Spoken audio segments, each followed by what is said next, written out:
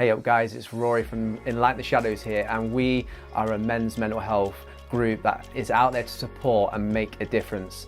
Our heart in Enlighten the Shadows is to create media, mindfulness and mentoring in a way we can really impact men's lives so that we can see them transform and utterly be supported and poured out love upon their lives. So it's, even if men are just struggling with a bit of stress and anxiety or across the spectrum, all the way to if they feel like they just want to end their life or be suicidal. So if that's you, if you feel like you have no reason to live anymore, or you just need a little bit of support, if you need some guidance about how to better your life, some of your mindsets and your strategies, we'll be honoured to have you on the journey with us. And you'll just say, welcome to the brotherhood. We don't claim to have all the answers, but we are just here for you, extending that olive branch to see you flourish in your life. And we just say, have a go, give it a go. You never know what could happen. Have a great day. Cheers, guys.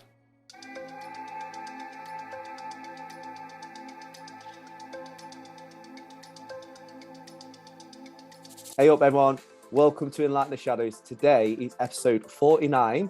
I'm nearly at the 50 mark with Enlighten. We're nearly there, boys, nearly there, fellas. It's been a wonderful journey so far to date. I'm really blown away by people subscribing to the channel literally all over the world. We're specialising in something called SEO, guys. I don't know much more than that, but we're getting a guide to help us, and he's getting the subscribes so we can reach more and more men across the world and support them with their mental health. That's what all we're about. And we know that men suffer in the shadows. And before I introduce my guest tonight, on my private group that we've got, a team of fellas, the boys, we support one another. We've got 560 odd men. I put our guest tweet that we're going to talk about tonight on the group, and it rocked people. They were like, oh my days, that is the most incredible thing. That's so inspiring. And I was like, fellas, I'm going to try and see if he wants to chat with us. And we freaking got it. And once again, Twitter has delivered. I can't stop saying it enough. So, Matt Doogue, welcome to Enlighten the Shadows, brother. How you doing, mate? You all right? Absolutely sound, mate. So first things first, we've got to put everything on the table, like cards on the table. So as you can see, I might be a Leeds fan. So let's talk about you. You said you're a Manc.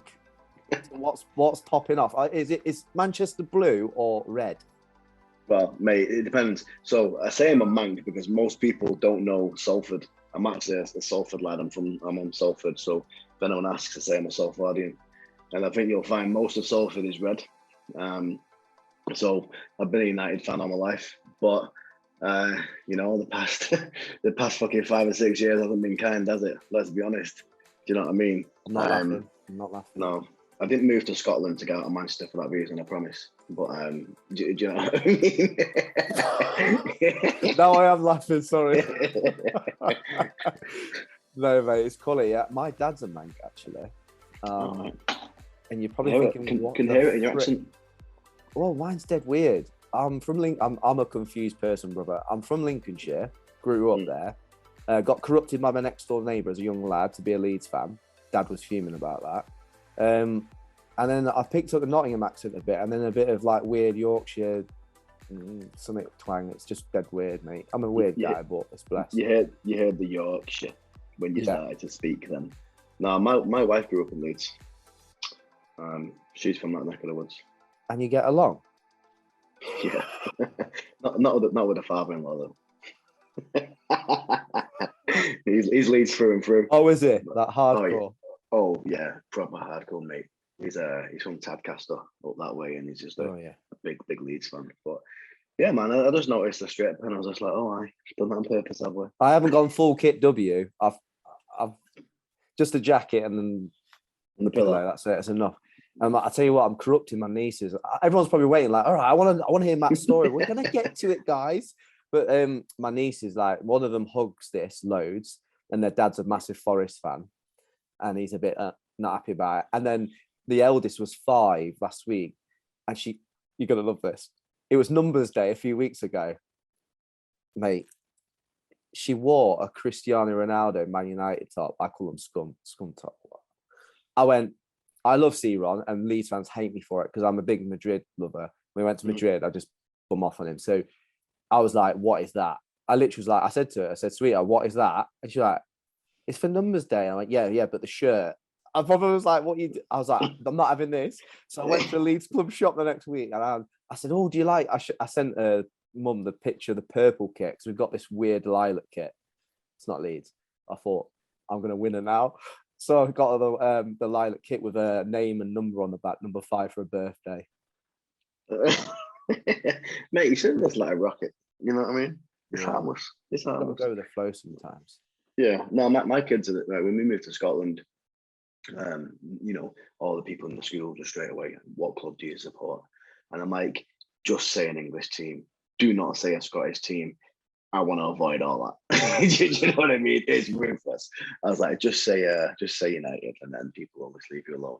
And like, come back the next day, and they're like, yeah, but they've asked for a Scottish team. I'm like, oh, just don't say, just stick to the English teams, because it's ruthless up there, mate, for football. Yeah, I saw on Twitter a few weeks back. It was about last month. It was on the motorway. I think it was. I've got a soft spot for Rangers, but it was Rangers fans, and I want to say Hibernian, and they were scrapping on the motorway in traffic, scrapping. I was like, yeah. So it's a good decision, brother, that you just go, well, I'm English, so I don't really get involved with it. Yeah, just stick to United, and then people laugh at you anyway, so it doesn't matter. Recently. But Matt, mate, everyone's probably thinking, what's this guy about? What's he do? So, you know, professionally speaking, are you a photographer like full time, or is it a side hustle? Or so I don't know. Photographer is it's me. It's part of me. I am nothing without the camera, and we'll discuss why as we go into the podcast. But I'm semi-professional, which means, you know, I do photography, but I also work full time. Would I love to go fully professional with it? Of course, but it's not.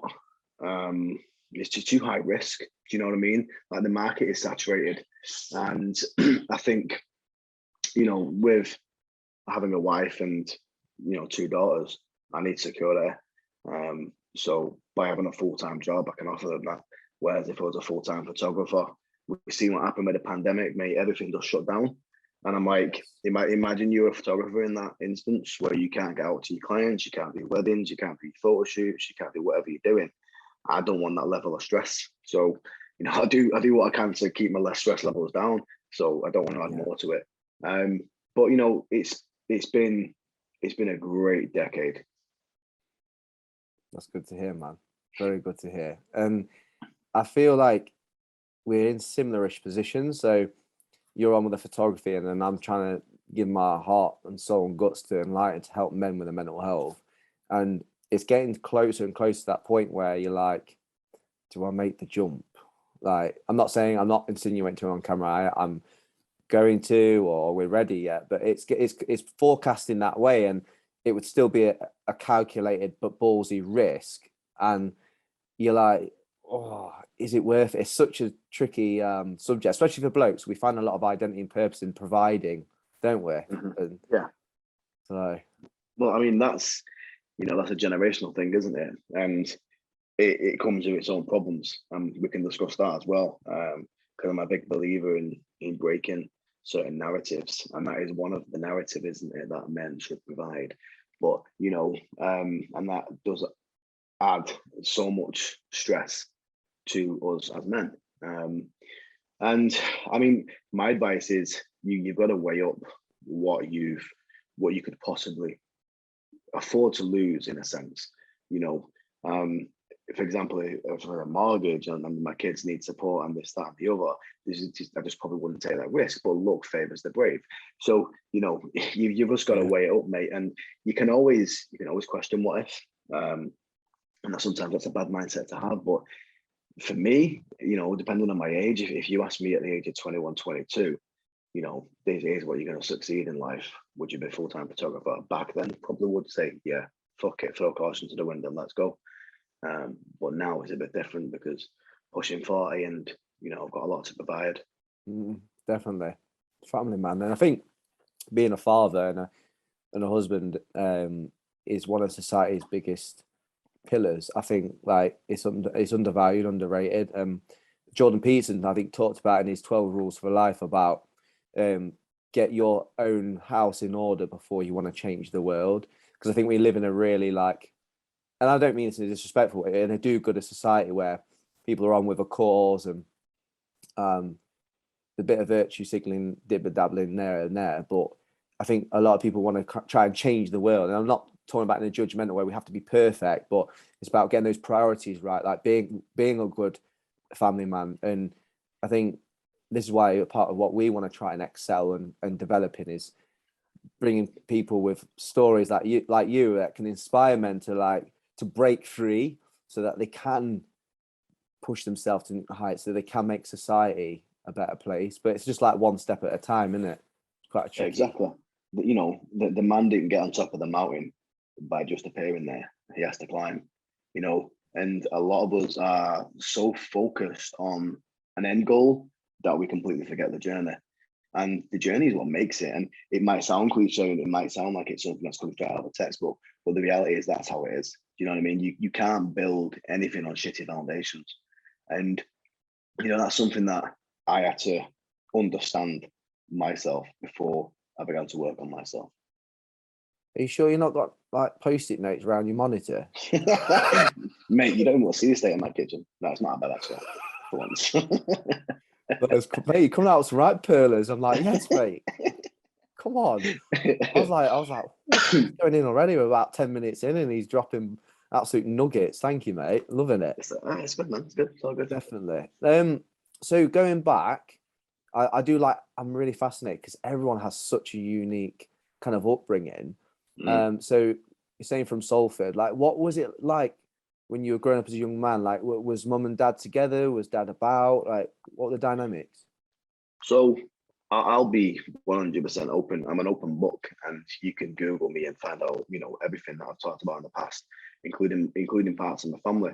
And I grew up in Salford, and yeah, you had to be a bit of a knobhead to grow up in Salford. You had to fit in with guys who, you know, would go on the rob, or they would, you know, just be idiots. Do you know what I mean, mate? You couldn't be the person I am now, for example. Back then, you just wouldn't fit in. You'd get bullied. Do you know what I mean? You just get for the piss ripped out of you.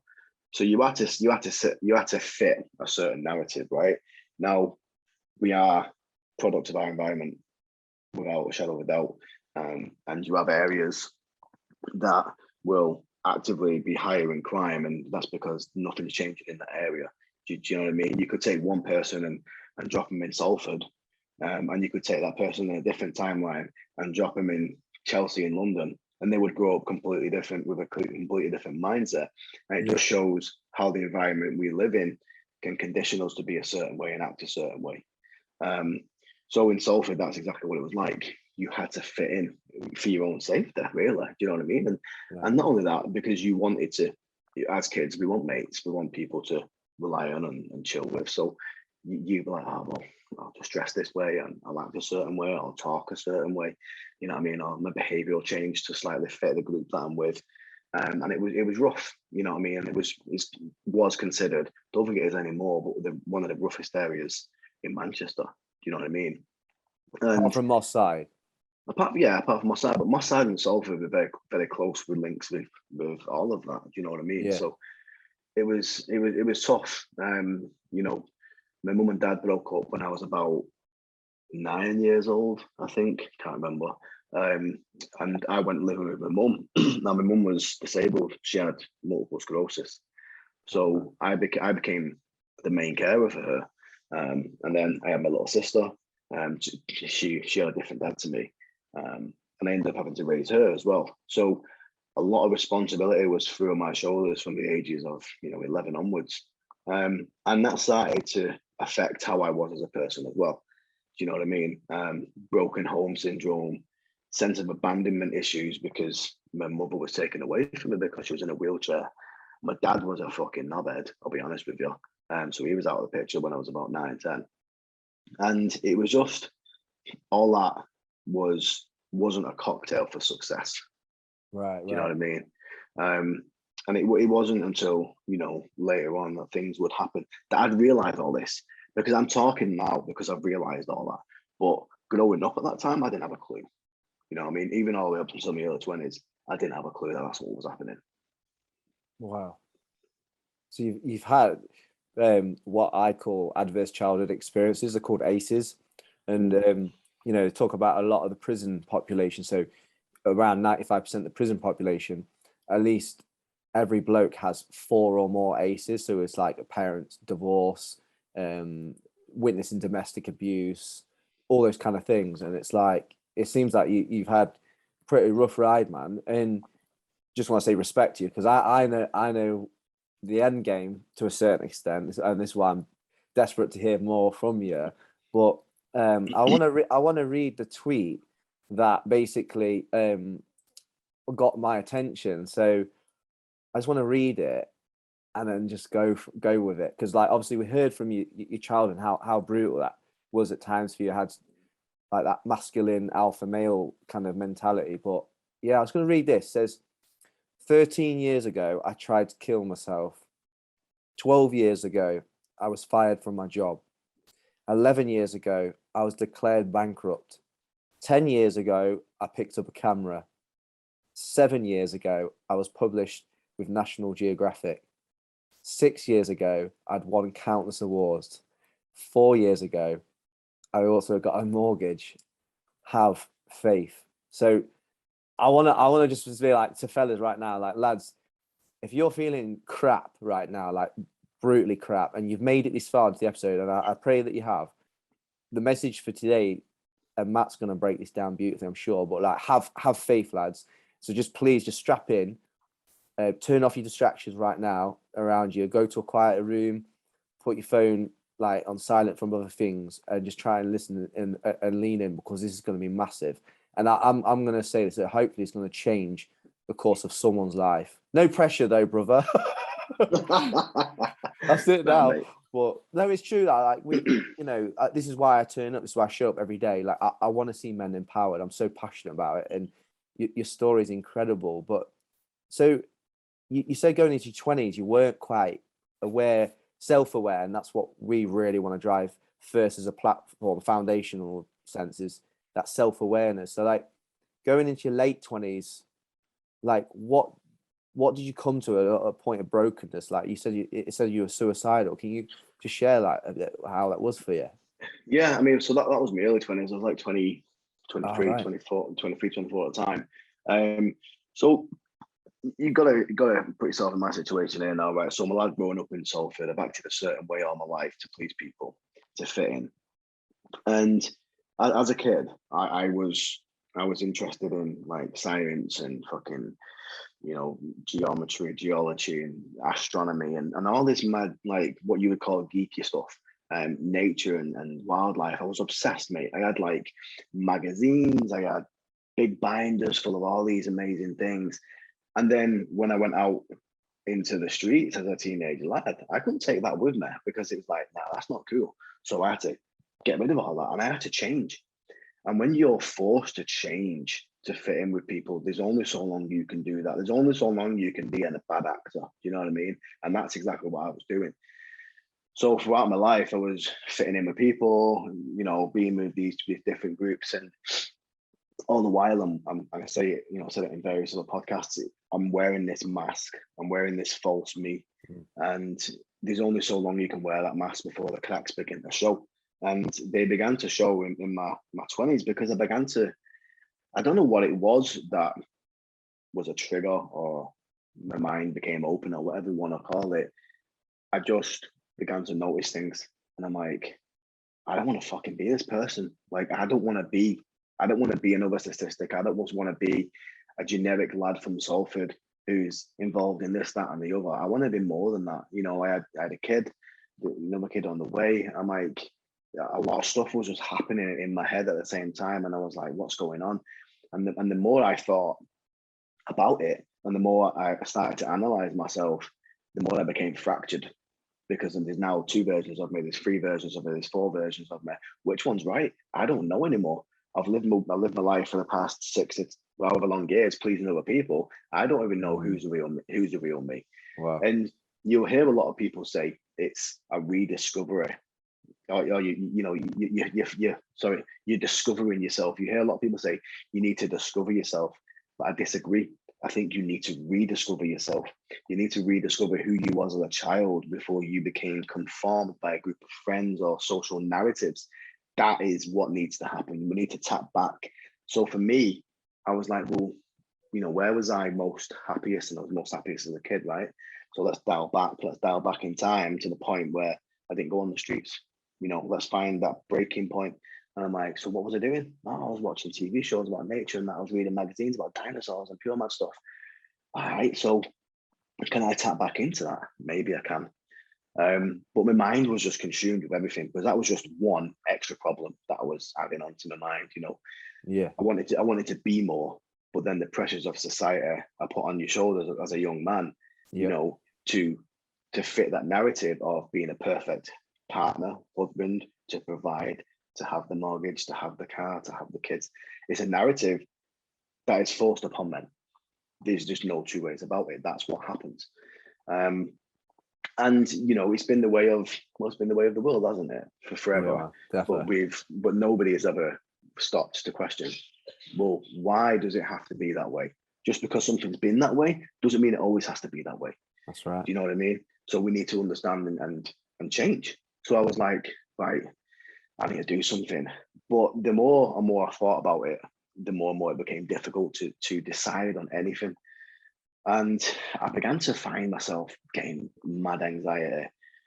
I began to disconnect from people. I began getting paranoid. I'm like, I would be at work, and if the littlest thing went wrong, and I seen a group of lads talking, I thought they were talking about me. And that was nothing to do with them. It was never nothing to do with them. It was to do with my insecurities, because I'm questioning myself as to who I am as a person. So naturally, I'm going to think every other fucker's questioning who I am as a person. Naturally, I'm beginning to think, who are they, what they thinking. Now, the thing is that whoever you meet in life makes up a version of you in their head, and each one is completely unique. So which one is the right one? Well, there's never a right one. The only one that matters is the one that's in your head. Do you know what I mean? So it was a case of, right, all that was happening, I was getting angry, I was getting stressed.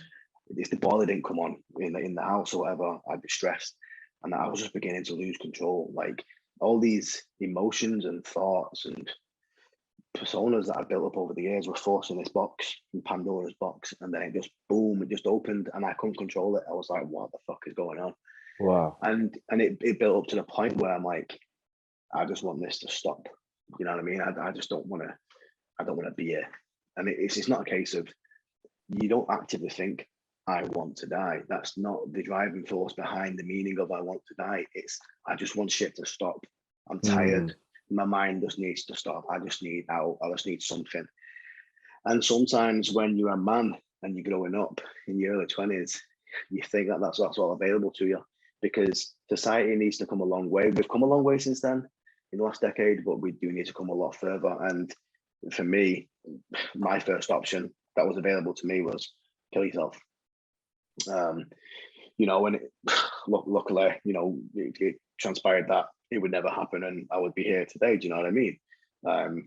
But it wasn't for not trying. Try twice. Do you know what I mean? Wow. Yeah, I went to the doctors. It took me ages to get there, because I didn't think they'd help, because why would they? Because I'd never heard that they helped men before, and anything else I've heard, there's just been some mad advert on a TV, which I'm not going to pay attention to because my mind's everywhere else. So I'm like, what are doctors going to do? And I went in, ended up having ended up having a panic attack in the waiting room. Wow. They brought me into the surgery, and then they asked, what's wrong? And that was it. It was just like pure emotion coming out, just pure crying and talking about everything, and talking about my worries and my stresses, and I don't know what to do in my life. And I mean, I was full on crying, mate, like ugly crying, snot bubbles, the works, mate. It was just horrible. What I mean? I was a mess. And the doctor cleared his next 2 or 3 appointments. He's like, nah, you're not leaving, you're staying here. Let's talk. And he diagnosed me on the spot. He's just like, yeah, anxiety, stress, acute paranoia, anger management issues, depression. I came out of the shopping list, mate. I'm like, you know what I mean? And I was just like, wow. And then you get put on a waiting list for like 6 to 8 months or whatever to see a psychiatrist. And I'm like, that's not good enough, because you've just let me open this box. Now I'm even worse because now I feel even more terrible, like coming in. I don't feel like a weight's been lifted off my shoulders. I just feel like I've exposed myself, and now everyone It's else almost is judging me dangerous, even isn't more. it? It is. And they let you on your way, and that's when I tried again. So I'm going to do it again. And then, you know, as I began to work with the doctors and speak to people and everything else, you know, the psychiatrists, I always say it's not that they're healing you or they're helping you. They do, but for me, it was a case of I was listening to myself as I was talking, and I was unwinding this knot that I'd got myself into over these years. And that's what it was like. I was like a tightly wound knot, and I was just trying to get out and get loose. And I began to unwind as I began to speak to them. And now I only went for maybe 3 or 4 sessions because I kind of knew where I needed to go with this. I'm quite lucky in that sense. Not many people, you know, have that luck. I was offered the antidepressants. They didn't really work for me because I found something else. But that doesn't mean antidepressants might not work for other people, because they do. People need them. Yeah. And I began to realize, like, right, my head's mad busy. Like, I need to do something. I need to tap back into that inner child and go and look at nature again, and go and read books again, and look at the stars again and whatnot. So I started like fish keeping, mad, like a 5-foot fish tank in my house, tropical fish, just started getting into it, started breeding fish and stuff. And I'm like, this is great. And then my uncle had a camera. We used to go hiking. And I remember as a kid, I used to love like orienteering in school and that. So I was like, do you mind if we come along? So we went along for these hikes, and he had a camera, and he was showing me these amazing pictures. And I was like, oh, wow, they're amazing. I was like, I really want to take some pictures of my fish. And he's like, all right. He's like, well, I've got a camera. He's like, it's 100 quid. You can have it. Give you a lens as well. Really old Sony Alpha A100 camera. So I was like, all right. So he gave me this camera. Just excited. I went home, finished work. Bam, bam, bam. And I'm at the fish tank shooting these fish. And I'm like, wow, my shots are not that great, a bit blurry. Let me research this. So I went on YouTube, started watching things. There you go. But before you know it, this world opened up to me on YouTube of, here's how I can do this, here's how I can do that, here's how I can do the other. I'm like, wow, like, this is amazing. The only thing I ever used YouTube for was watching grind videos. Do you know what I mean? There you go. You know what I mean? And I'm like, wow, this is mint. So started like learning photography, and I was hooked, mate. Like, that was me fully involved. Every night I'd be coming home from work, be in the kitchen, trying new things, different genres, going out for these hikes every other day. And then there was just this one genre of photography that kept on bringing me back, and it was macro photography. Now, macro photography, for anyone who doesn't know, is the photography of small things and making them life size. You know what I mean? So I was just like, this is incredible. I was seeing these amazing creatures that I was used to seeing on a David Attenborough show when I was 7 years old in front of my camera. And I'm like, wow, this is incredible. And the more I went outside and the more I began to practice with the photography, the more I wasn't realizing and listening and tuning into the crap that goes on in the world and the crap that's going on in my head. I wasn't worried about the news, what's happening today, what happened yesterday, what am I going to have for my tea, what happens if this doesn't happen, what happens if that doesn't happen. None of that was happening. It was just me and this creature in front of my lens. And you disconnect like that. And it's almost like a reconnection. We reconnect to nature. And, you know, nature has an amazing power to center anybody back in the moment. Totally agree. I always use this same sort of analogy in that if you were out, like people say, you need to go out and cool off. You do. Yeah. You literally need to go outside. Like, it's amazing how different it can make you feel. And you could be walking down a path and you could be raging, had an argument with your missus, had an argument with your mum and dad, whatever it may be, with your partner. And you can be walking down some road and a bird will just drop down in front of you.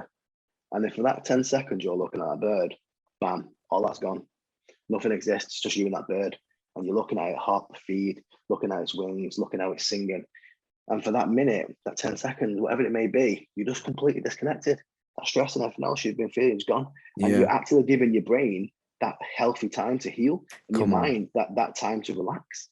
So I'm like, well, I'm out here every day in this garden or the woods with my camera. The more I'm doing that, the more I'm giving my brain time off. That's how I'm seeing it. It's like giving my brain time off. And then I began to structure my thoughts, and I began to understand, oh, this is good for me.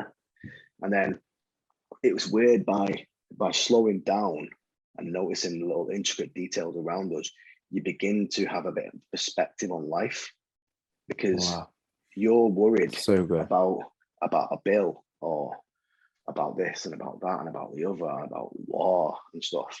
But then there's just this little ant cutting about in the forest floor with no care in the world, because it's not aware of what's going on.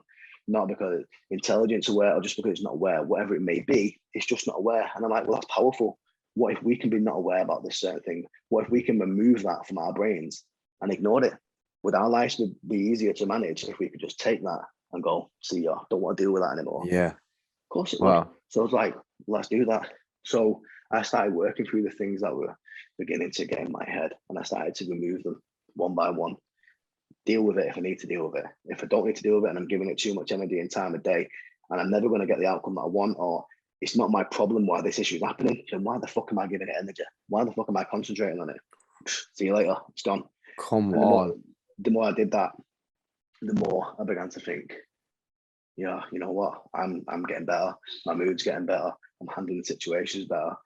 You know what I mean? And I began to notice that when normal things that would piss me off, because I've been 99% at boiling point all the time, now I'm at 60%. I can add an extra 5 or 10% levels of stress and not boil over. So it was fine. And the more I did that, the more I came down and down and down and down.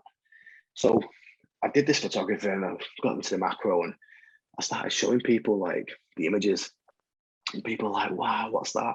And I'm like, oh, this is a bee in your garden. And they were like, what? A bee looks like how close? I'm like, wow, people really like this stuff. So I thought, you know what, I'm going to just throw one in a magazine, photo magazine. I was buying them every month to learn. So through an imaging, bam, second place in the competition.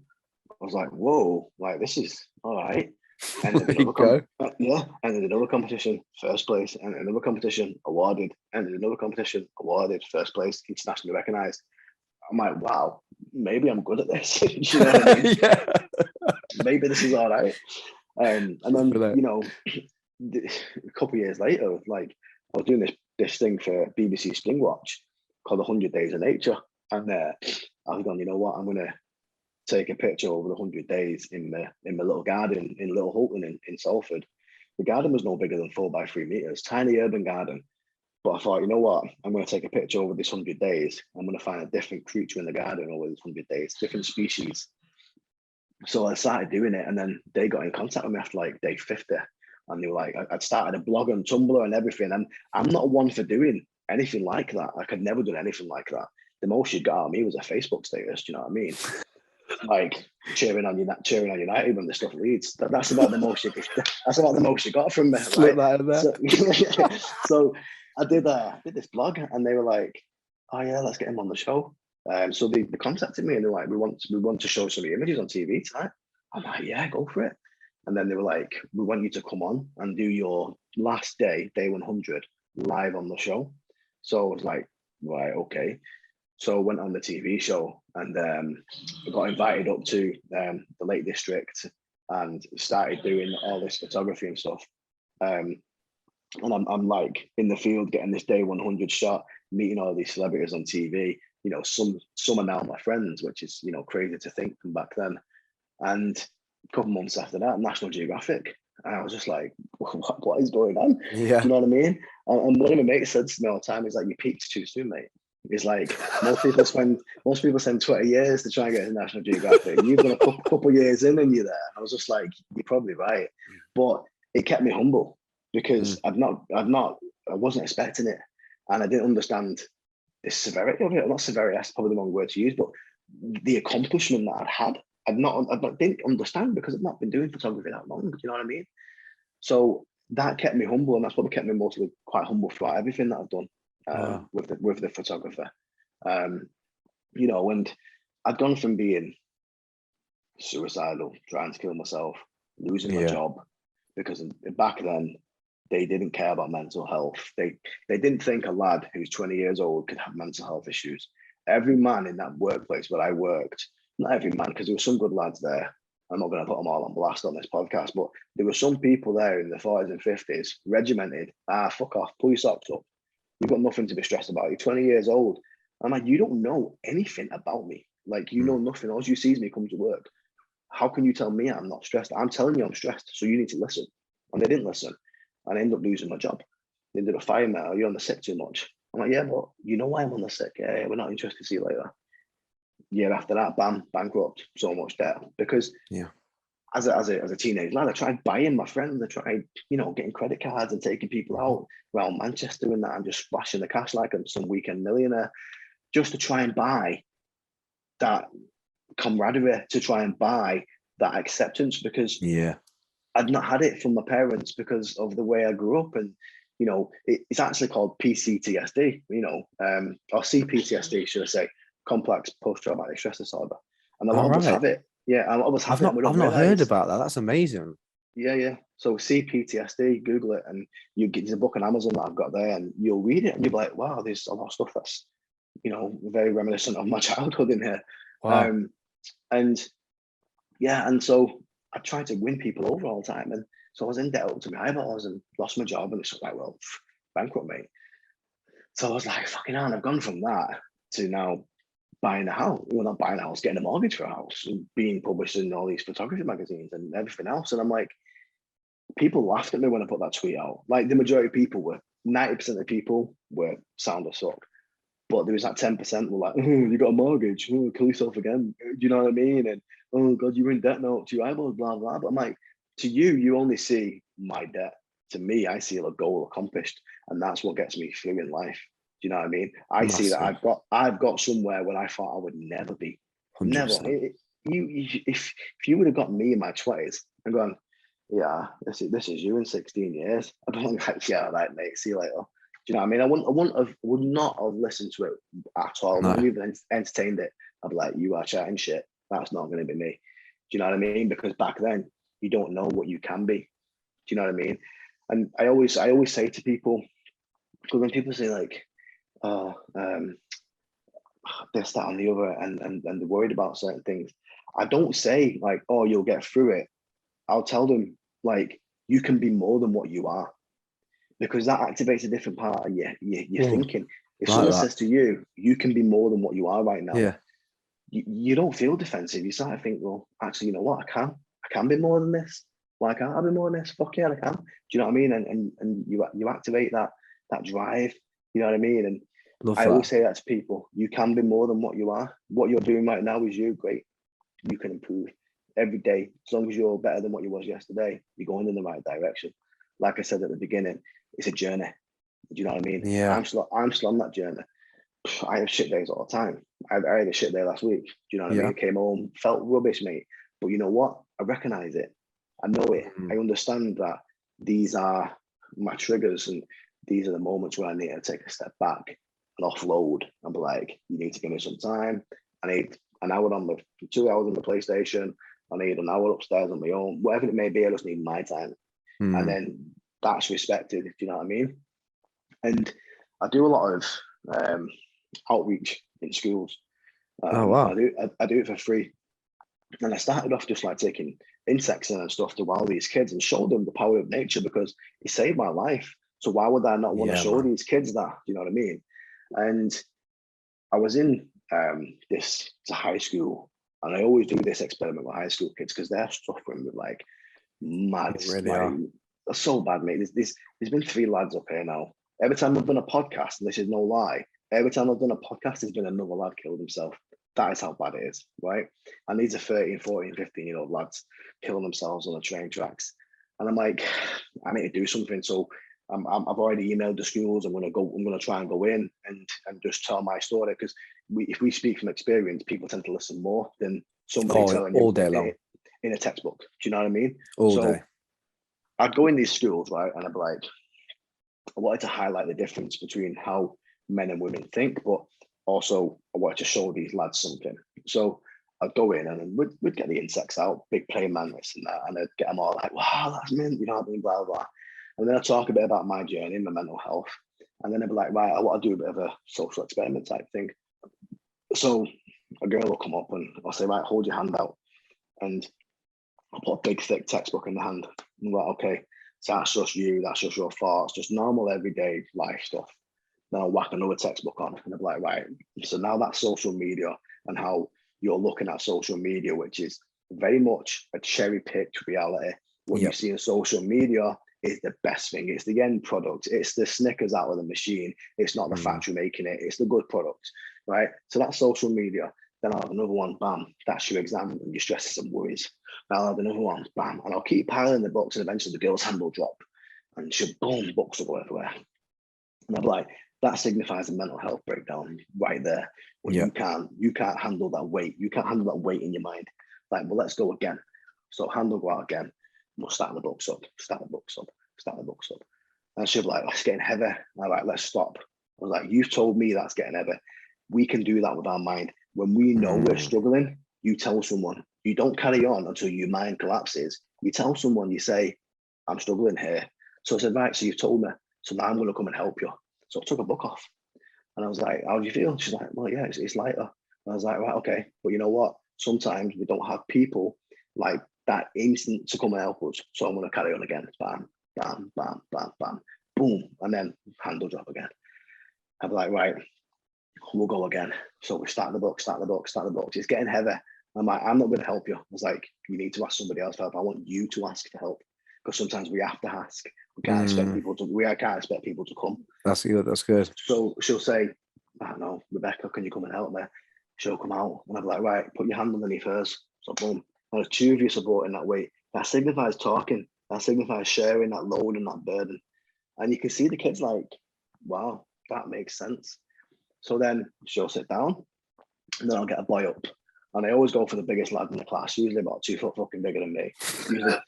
Usually got a beard at 14 and that. And I'm like, 10 foot more than me. Yeah, I'm like, mate, what are your feet? What are you getting fed like home? Like, what's going on? You know what I mean? And they'll be like 10 bucks deep, mate, and they'll be shaking, like fucking hell, and they'll be holding it and all the mates like, fighting it. And then bam, and this one lad, I always go back to, drop the books on his toe. My fucking toe.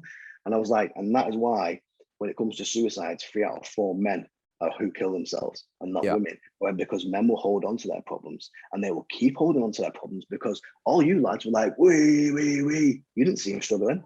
I was like, you didn't offer him no help. I was like, you all just egged him on. I was like, and he was struggling. He was visibly struggling. He's not going to ask you for help, but you could see him. He was sweating. He was, he was trying to go for it. None of you's got up to help him. You've just seen it happen with the girls. So, but none of you's got up and helped him. Why? I was like, and he dropped them on his toe and hurt himself. So that's what happens with suicide, mate. We're just like, bam, we're gone. And you see the lads like, oh shit, yeah, you're right. And then they realize, they're like, fuck, yeah. And you know what it is that men have never been told it's okay to be emotional. Men have never been told it's okay to cry. That's right. Men have never been told that. So when, my wife or my sister or my daughters, whenever they're stressed, they have problems, they want to blow it to the friends, they want to blow it to the mum. They're good at it. They're talking, they're getting off their chest. What do? We don't do anything because we don't know how. We've never been taught. Just go on a sesh or go on a blast and don't really talk about it. No, I mean, because we've never been taught, have we? We've never been told it's okay to speak out because it's a generational thing, mate. Taps back into what we said at the beginning of the conversation. Yeah. Alpha male, support the family, this, that, and the other. Now we're full circle with it. This is the damage it has on us. So by me going into these classes, I'm hoping that I'm saying to these lads, you know what, mate, you want to cry, you fucking cry because I cry all the bastard time. You know what I mean? Yeah, especially when I'm watching United. Yeah, that's a trigger right now. Remove the trigger. Stay in Scotland and don't watch any Sky Sports. No, honestly, I'm really, really grateful for this chat. Honestly, some podcasts, I have questions prepared, go by template, and that's great because everyone's different, right? Some people don't quite know what they're coming into it and what's expected. That's also absolutely fine. And, I assure them in that. And I'm not going to go out and say, well, some podcasts are better than others. Yeah, people will have opinions of what related to them better. But what I've loved about this, I've just been like the viewer, brother. I just sat here, just basking like and sponging all this. I was just absolutely mesmerized, and I'm really grateful for it, because I think just from listening to you tonight, I've learned some stuff like I can use and move forward. Like, and no one knows about this, but we potentially got a business approached me in Nottingham to support, and the ladies approached and said, not the women. We want you to specifically speak to the men and go in there. And I'm just like, I'm gassed. I'm so up for it. And you've literally just like skilled and equipped me with even more than I already had. And, you know, this is the thing, I'm an open book. I want to learn and learn till the day I die. You know, you can't just sit comfort. And I want to thank you for it, because there's guys that we're supporting right now who can relate to what you're saying. And something that stood out for me is about embracing the journey. And I feel like you use your photography as a way of curiosity. And can you just, before I ask you the Enlighten the Shadows question, I just want to really quickly hear from you about when you were still unpacking, going back to your childhood and unpacking these things, and you said you opened Pandora's box. It's terrifying for men. There's a guy I'm particularly working alongside with right now, meeting up regularly. I can't say who or where. And just like you, had an attempt. And so we're going through that right now and unpacking it. I'm just letting him talk, and I'm giving him good open-ended questions to help him just unpack it all for himself, to discover it for himself. But I just want you to, if you can, in your own words, assure and advise, you know, we're not medical professionals, but we're just having a real chat, like we're having a pint at a pub. Like, when they get to that stage and they've opened Pandora's box and they've had the big cry, or they've had the blowout, or they've had the attempt on their life, what can you just like assure them with when they're there? Because just quickly, they're in that moment, they want to work it out, they want to understand it, they get frustrated, they just want the pain to stop. So can you just help them a tiny bit with that? Because there's a few things, right? The first and foremost for me is acceptance. You know, we as humans, we want everything in life. We want it quick, we want it easy. And sometimes it's just not that way. All right. Sometimes we have to deal with the cards we are dealt. And when you have acceptance and you accept a situation for what it is, not for what it could be or what it could have been, you just accept it for what it is, you can deal with that a lot easier and move on. So for me, I accepted that I struggle with my mental health. That's me. It's like me accepting that I'm not going to be the greatest footballer. I'm not going to be the best singer. I'm not going to be a millionaire. That's fine. I accept that. And we can do the same thing with our mental health. So we've had a breakdown. Accept it. Own it. Make it yours. This is part of you. This is part of your journey. I tried to kill myself. Accept it. Work with it. Sit in a room with your emotions and see what's coming out. See what's happening. You know what I mean? Like, once you have that acceptance, it brings so much perspective. And I think perspective is the biggest thing that we all miss, because we don't see clear. We're trapped in this bubble, and we think everything is all consuming in this bubble, and it's 5% of what can be or what is out there, and we are just trapped going round in a circle like a fucking hamster on a wheel, when we've got a whole cage to explore. We just need to get off the bastard wheel. And it's hard, and it's super hard, but you will do it. You will do it. You know, my journey might resonate with you. It might resonate with your friends. It might not resonate with you. That's fine. Doesn't mean that you're not able to be helped. It doesn't mean that you have no right to be on this earth. Everyone has a fucking right to be on this earth, because I guarantee you, when you get through this problem, you'll be the person inspiring someone else. And then they'll be the person inspiring someone else. And then before you know it, we have a ripple effect of guys helping guys helping guys.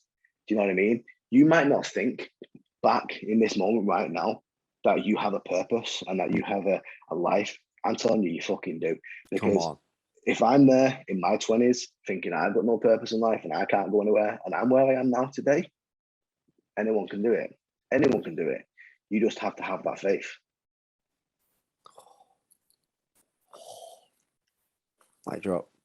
Just thought about having faith. Just freaking smashing it out the park, brother. Can't wait to just rant about this one. But like, yo, listen, you need to just spend an hour and watch this. Oh, bro, you're blowing me up now. Thank you, man. This has been class. Like honestly, you know, I will always, I'm an open book. Like I used to worry about what people think of me, and then when I realized that, like I said to you before, the version of you and everyone else said is different anyway. So who gives a fuck, right? The only version that matters is the one to you and your kids and you know your close friends, family. And even then, you don't have to please anyone as long as you're doing you. Do you know what I mean? And it took me so long to understand that. And it's all about acceptance of who you are.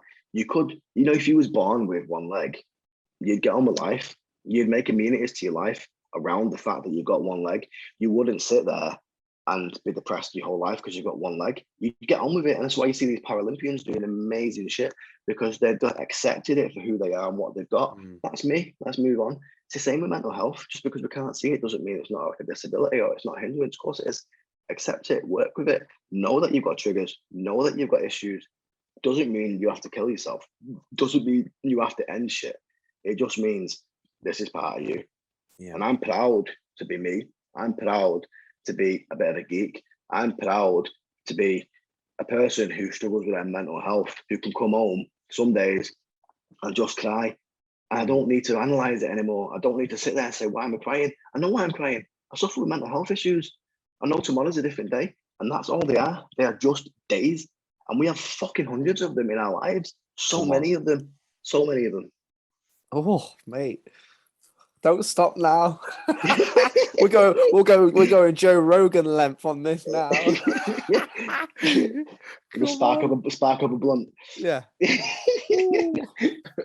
That horse tranquilizer. No, don't want to trigger the viewers. No. Brother, we won't talk about the C word. It's been too much last 2 years. Bro, this has been sick. But the Enlightened Shadows question is just a small piece of powerful advice right now in this moment. And I feel like you've given a lot, but I just ask this to every guest we have because the answer is always uniquely different and there's no right or wrong. But yeah, can you just give a bit of advice, small piece of advice for someone watching this right now who's like, yeah, do you know what, Matt? I felt what you felt. I'm struggling. I think when it comes down to it, we just have to accept what has been dealt to us in life. It is as simple as that. We overanalyze things too much in life. We want what the neighbors have. We want the perfect life. There is no perfect life. It doesn't exist. What exists is you. What exists is you and your thoughts and what you're doing in this world.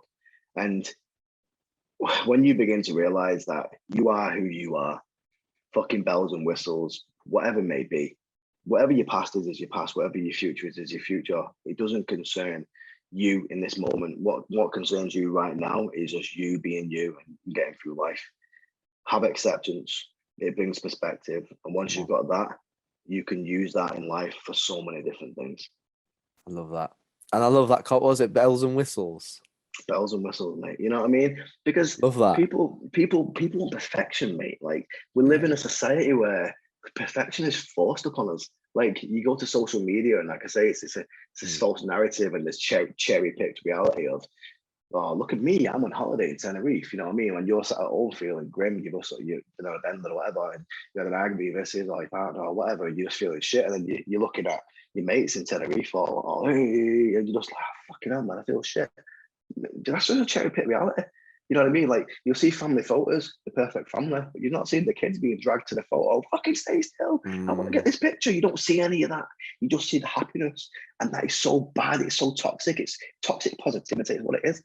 You know what I mean? And we have this image forced upon us all over the world of this perfection. Live your life to be this perfect person. Mate, you live your life how you want to live your life.